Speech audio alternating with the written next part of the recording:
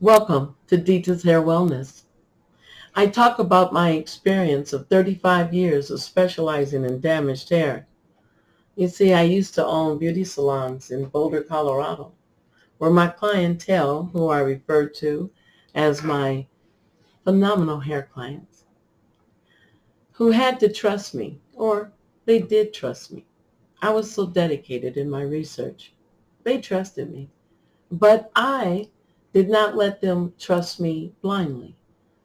Not only did I show them the science behind the conditioning, but I gave them time to see and observe the problems get corrected. So this helped them to trust me. I like to show you the hair facts so that you can make better hair decisions. All you have to do is listen. The information is out there. I just need to show you where to look, and then you can make better hair decisions. It's important that you get to know your hair from the inside out, not just from the outside in. But the inside out will give you an advantage to protecting your hair from getting damaged. I'd like to thank you for your emails to ditahair911 at gmail.com. I really appreciate them. The big question is when one or more questions come in asking the same question. So the big question for the day is, I have a keratin treatment. Keratin treatments, press, silk press, Hawaiian press, there's many treatments out there. And what we have to understand about these treatments is that you need to read the side effects and the facts about the treatment. Unfortunately, when I talk with clients, they weren't aware that the keratin treatment the product suggests that you use a dry shampoo.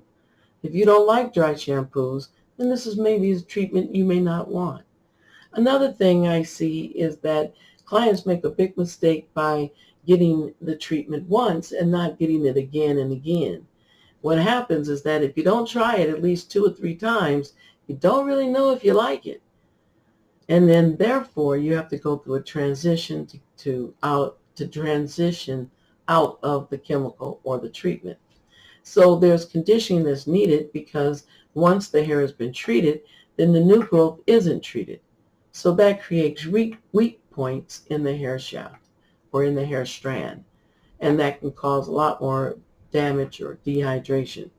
If you're on medication and this product causes dehydration in your hair, your body is already struggling with the medication causing dehydration in your body, then this can be a problem to try to stay on top of your moisture levels in your body as well as in your hair. So you might want to consider and look at the details prior to getting these services. I see people jump in them, but it's not as easy to jump out of them. So don't feel as if you can wash it out or you can use other shampoos. Try to stick to the products. So if they tell you that you're getting a keratin treatment, then stick to the shampoo for the keratin treatment as well as the conditioning treatments. So therefore you can say to yourself, you know what, I don't like this. I don't mind if I transition out of it.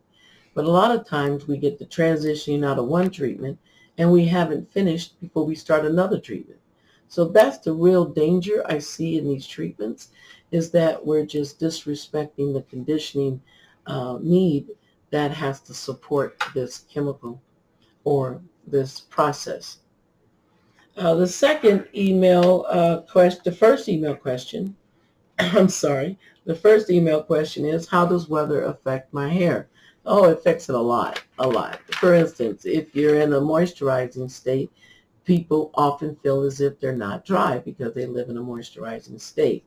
You can still be very dry even though you're living in a state that has moisture. So what I like to see happen here is that you always protect your hair from moisture and protein loss on a regular basis and in your maintenance program, so to speak, at home, that so that you can always take care of that moisture loss and that protein loss, whether you're in a moisturizing climate or not. sometimes our hair gets so dehydrated that you can no longer take in the moisture from the air. So even though the environment isn't taking moisture out of your hair, the environment could very well, all that moisture could be putting dirt in your hair. So there's always problems with each um, environment. However, you just have to learn how to compensate for that environment. So yes, if you are in Colorado or Arizona, then you would want to do more moisturizing treatments. But here again, we just talked about protein a little bit, and so I'm going to talk a little bit more about it today. However, you do need to um, keep your protein and your moisture up, whether you're in a moisturizing climate or a hydrating climate or dehydrating climate. How does that work?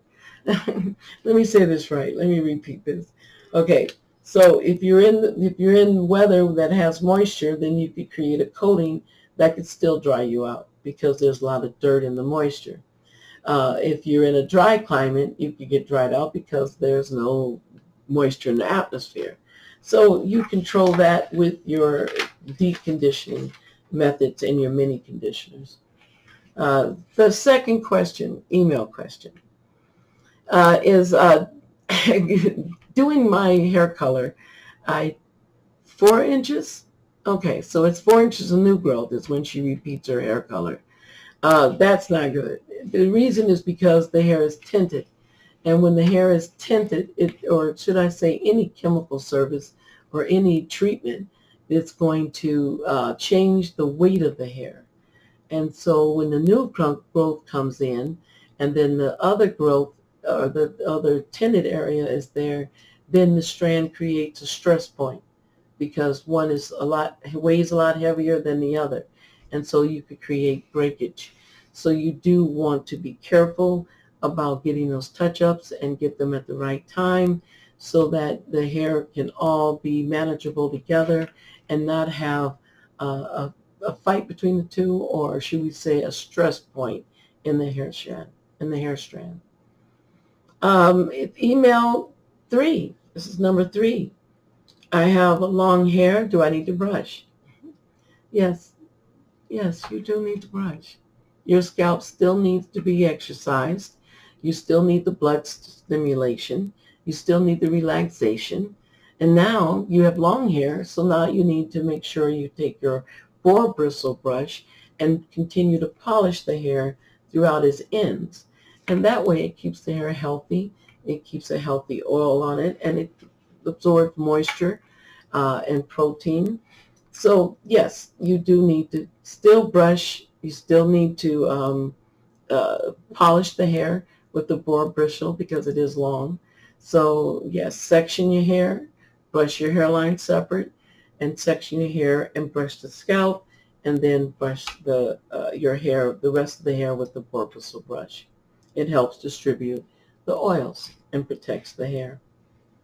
Now we're at hair facts, I love hair facts because it always allows me to leave you some power so that you can start stabilizing your damage right now. One of the things that we need to talk about is protein conditioners. So hair facts, protein conditioning. Protein conditioning is very important. You need just as much protein as you do moisture. So you do need to balance the two out. I think you even need a little bit more moisture than you do protein. So, but what we find is that the average client is usually dry and dehydrated. So in order to keep you from not overdosing on protein, which can cause breakage if it's too much, so you want to do that if you have a chemical service or a treatment on your hair, then every 2 weeks you should be adding in your moisturizer with a protein reconstructor. Every month, if you're not having any troubles and you don't have any chemicals on your hair or any treatments. So so you want to keep up your protein. You want to do the protein with your deep conditioning. And that's because in the deep conditioning, you're using heat and you are, here again, conditioning from inside out. So you want to make sure that stays That stays balanced by making sure that you do have that in your maintenance program on a regular basis. And if you need more than that, then, we should see signs that you need more. So right now, as a general um, thing to do for protein is to just every 2 weeks add in protein to your moisture with your deep conditioning. And then, of course, you can always go to once a month if your hair is not showing any signs of breakage or you don't have a chemical service or treatment. I want to thank you for sharing your thoughts today. Please comment on anything that you've learned. Push the like button. I hope you do. It helps me know that you still need this information and want to hear it. I try to post every Friday if you like to subscribe, and it's free. So hopefully you'll subscribe. I've enjoyed talking hair with you today, and I want you to go have a good hair day. Let's try having a better hair day, okay, than you did yesterday. All right? Thank you so much. Talk to you soon.